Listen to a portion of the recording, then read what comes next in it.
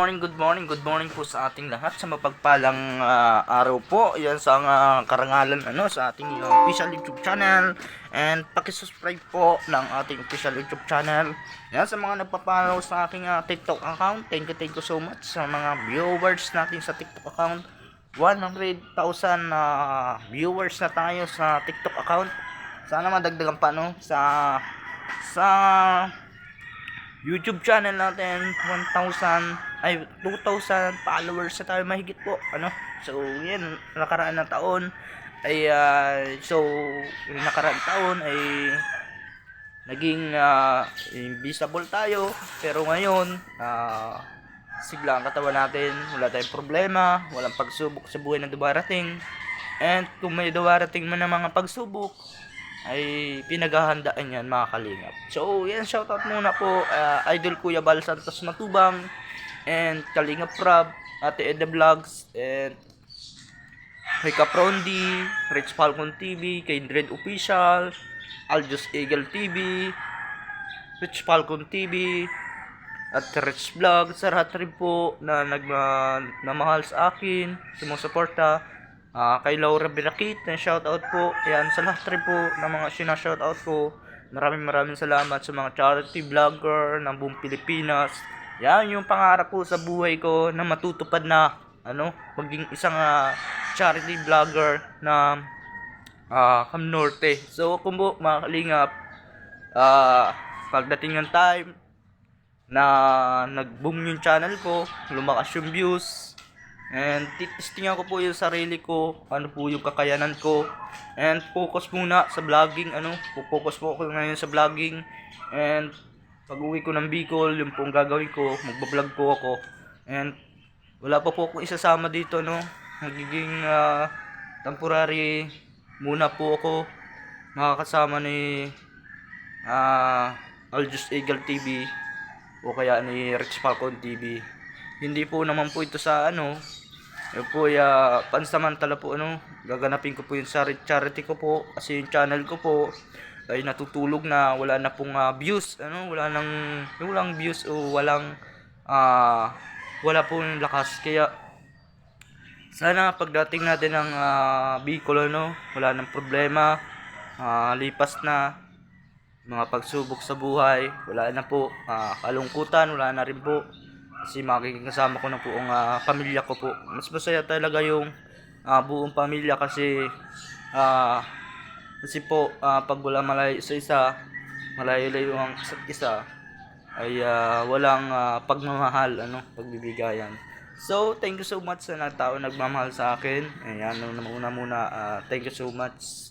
Kaya thank you so much kay Ate Micaela Guyan. Shout out to Ate Micaela Guyan. Salamat po. And yun nga po, samantala ako titistingan ko po yung sarili ko kung kaya kong makatulong sa aking kapwa tao. So kung nawala naman ako sa aking YouTube channel, ibabalik ko po yung YouTube channel ko. Sana mayroong lumakas, nagpalakas sa YouTube, at sana lumakas yung channel natin, and marami pa po ako matulungan na mga tao na kagaya ko. So ako, tinitingnan ko sarili ko na may ginagamit si Lord na tao para sa akin. Katulad ni Madam Micaela Gu, na hindi ko in-expect na makakarating ako dito sa Katanawang, Batangas. And katulad nila, marami po nang naging friends sa aking buhay, naging kabahagi ng aking buhay. And unang-una nagpalakas sa akin ay kaibigan, o hindi sa aking kaibigan ng mga taga-Tuloy na Lupa. And unang-una, maraming salamat sa mga nagpapayo, nagsuggest na huwag kang bibitaw sa iyong pagsubok sa buhay, kasi magsubok lamang yan. Kaya maraming salamat talaga sa mga taong nagmamahal sa akin. And kasama na rin po yung aking girlfriend dyan, si Angelica. Hindi ko po ngayon lang po ito i-expose ko sa inyo, kasi po hindi po niyo makikita niyo sa vlogging, kasi focus na ako ngayon.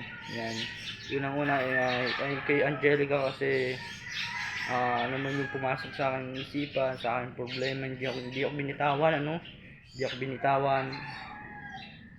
Hindi ako binitawan hanggat may problema, may pagsubok. Kahit may pag-aaway naman po kami, away bati, pero kahit malayo kami sa isa, nagkakausap po kami. Sige po, at may nakakausap po ako mga kalingap. So yun po yung suggest sa aking sarili na kung ano yung pananaw ng aking sarili. Kakayanin ko po mga kalingap, mga kababayan. And ngayon po, for today vlog po, lilinis po ako dito sa bakuran nila Madam Micaela. At doon po sa ibaba, at may gagawin pa po ako. And pag-charge muna po ako ng CP kasi lobat pa CP ko. Start pa kagabi kasi nagkaroon ng problema CP ko. Nagkaroon ng hindi, kaya ako di nakakapag-upload po. Mabilis malubat ang cellphone ko po ngayon. Yan. So maigi nga niya, tingnan ko sa settings, sinanap ko. And sa wakas, sa awa ng Panginoon Diyos, yan, hindi siya madali malubat.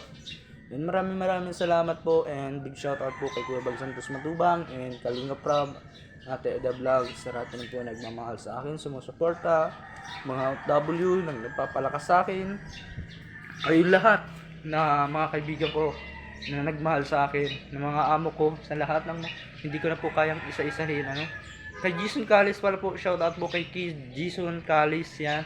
Shoutout po kay Jason Callis, yan, pasensya muna, baka po kung hindi ako nagpapaalam sa Bravo. Ayan. So sa mga founder ng mga samahan ng Bravo, thank you so much. Tatanggap ninyo kasi habang wala akong trabaho dito sa Bicol, habang hindi pa ako dito nakarating, ay nakarating na sa wakas dito sa Rubal ng Batangas. So ngayon, dito po ko ngayon sa Katanawang Batangas, nakikita natin kung saan po banda yung bundok, ang bahay na aking tinitirhan. Ito po yung pansamantalang tinira ko habang hindi pa po ako nakakauwi ng Bicol.